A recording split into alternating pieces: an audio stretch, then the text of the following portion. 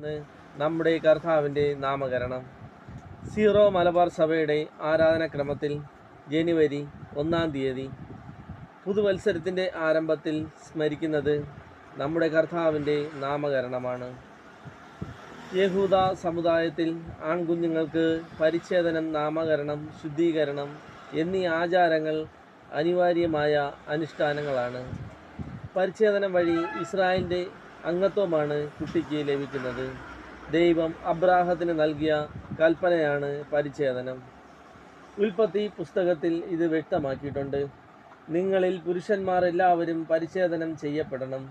അത് ഞാനും നിങ്ങളും തമ്മിലുള്ള ഉടമ്പടിയുടെ അടയാളമായിരിക്കും. നിങ്ങളിൽ 8 ദിവസം പ്രായമായ ആൺകുട്ടികൾക്ക് പരിച്ഛേദനം ചെയ്യണം. നിന്റെ വീട്ടിൽ പിറന്നവനും വിലയ്ക്ക് വാങ്ങിയവനും പരിച്ഛേദനം ചെയ്യപ്പെടണം. അങ്ങനെ എൻ്റെ ഉടമ്പടി നിന്റെ മാംസത്തിൽ ശാശ്വതമായ ഉടമ്പടിയുമായി നിലനിൽക്കും.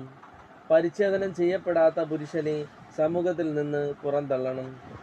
ഈ നടപടി തിരഞ്ഞെടുക്കപ്പെട്ട ജനത്തെ വിജാതീയരിൽ നിന്നും വേർതിരിച്ച് ഏകദൈവ വിശ്വാസികളായി തീർക്കുന്നു. യേശുവിൻ്റെ പരിച്ഛേദനത്തിനുള്ള 8-ാം ദിവസം ആയപ്പോൾ അവൻ ഗർഭത്തിൽ ഉരുവാക്കുന്നതിന് മുമ്പ് ദൂതൻ നിർദ്ദേശിച്ചിരുന്ന യേശു എന്ന പേര് അവന് നൽകി.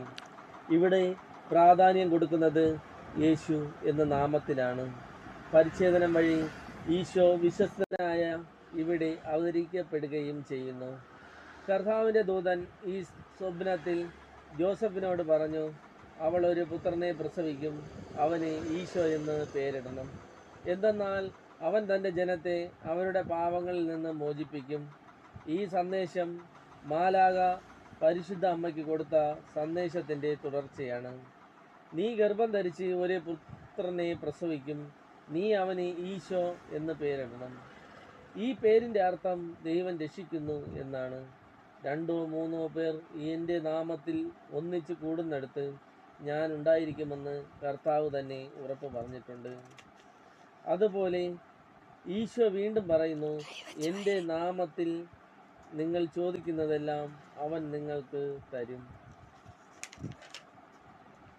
നിങ്ങളുടെ ഉദ്ഘാടന പ്രസംഗത്തിൽ വിശുദ്ധ പത്രോസ് സഭയും ആശ്രയവും കണ്ടെത്തിയത് ഒരു നാമത്തിൽ മാത്രം, നസ്രായനായ യേശുവിൻ്റെ നാമത്തിൽ അദ്ദേഹം ജനങ്ങളെ അഭിമുഖീകരിച്ചുകൊണ്ട് ധീരമായി പ്രസംഗിച്ചു. അധർമ്മികളുടെ കൈകളിൽ അവനെ നിങ്ങൾ ക്രൂശിൽ തറച്ചു കൊന്നു, എന്നാൽ ദൈവം അവനെ മൃത്യുപാശത്തിൽ നിന്ന് വിമുക്തനാക്കി ഉയർപ്പിച്ചു. ഈ സന്ദേശം കേട്ട് അന്ന് തന്നെ മാനസാന്തരപ്പെട്ട് മാമോദിസ സ്വീകരിച്ചത് 3000 ജനങ്ങളാണ്. വിശുദ്ധ പത്രോസും യോഹന്നാനും കൂടെ ആദ്യത്തെ അത്ഭുതം പ്രവർത്തിച്ചത് ഈശോയുടെ നാമത്തിലാണ്. സ്വർണമോ വെള്ളിയോ എൻ്റെ കയ്യിലില്ല, എനിക്കുള്ളത് ഞാൻ നിനക്ക് തരുന്നു. നസ്രായനായ യേശുവിൻ്റെ നാമത്തിൽ എഴുന്നേറ്റ് നടക്കുക. പത്രോസ് വലത് കൈ പിടിച്ച് അവനെ എഴുന്നേൽപ്പിച്ചു. അവൻ ചാടി എണീറ്റ് നടന്നും കുതിച്ചു ചാടിയും അവൻ അവരോടൊപ്പം ദേവാലയത്തിൽ പ്രവേശിച്ചു. ദേവാലയ കവാടത്തിൽ ഭിക്ഷ യാചിച്ചിരുന്നവരും മുടന്തൻ ഈശോ എന്ന നാമത്തിൻ്റെ ശക്തിയാൽ സുഖപ്പെട്ടു. പത്രോസ് ശ്ലീഹ തുടർന്ന് സംസാരിച്ചു കൊണ്ടിരുന്നു. അവൻ്റെ നാമത്തിലുള്ള വിശ്വാസം മൂലം അവൻ്റെ നാമമാണ് നിങ്ങൾ കാണുകയും അറിയുകയും ചെയ്യുന്നു. ഈ മനുഷ്യനെ സുഖപ്പെടുത്തിയത് വിശുദ്ധ പത്രോസ് തുടർന്നു ശക്തമായ ഭാഷയിൽ പ്രഖ്യാപിക്കുകയാണ്, മറ്റാരിലും രക്ഷയില്ല. ആകാശത്തിന് കീഴെ മനുഷ്യരുടെ ഇടയിൽ നമുക്ക് രക്ഷയ്ക്ക് വേണ്ടി മറ്റൊരു നാവും നൽകപ്പെട്ടിട്ടില്ല.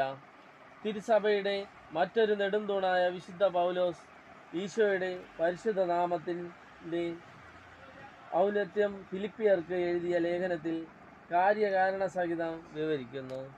വചനങ്ങൾ വളരെ പ്രസിദ്ധവും പ്രകടവുമാണ്. മരണം വരെ, അത് കുരിശു മരണം വരെ തന്നെ അവൻ താഴ്ത്തി.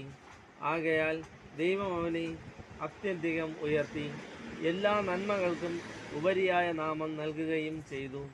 യേശുവിൻ്റെ നാമത്തിന് മുമ്പിൽ സ്വർഗത്തിലും ഭൂമിയിലും പാതാളത്തിലേക്കുമുള്ള സകലരും മുട്ടുമടക്കുന്നതിനും യേശു കർത്താവാണെന്ന് പിതാവായ ദൈവത്തിൻ്റെ മഹത്വത്തിനായി എല്ലാ നാവുകളും ഏറ്റുപറയേണ്ടതിനും വേണ്ടിയാണിത്.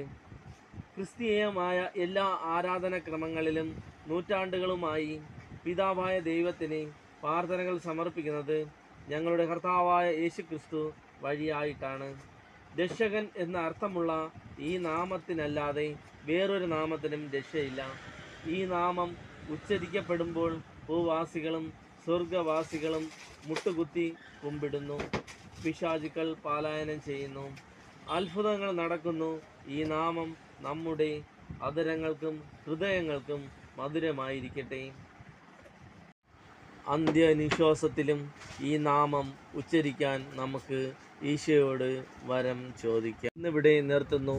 എല്ലാവർക്കും ദൈവനാമത്തിൽ നന്ദി.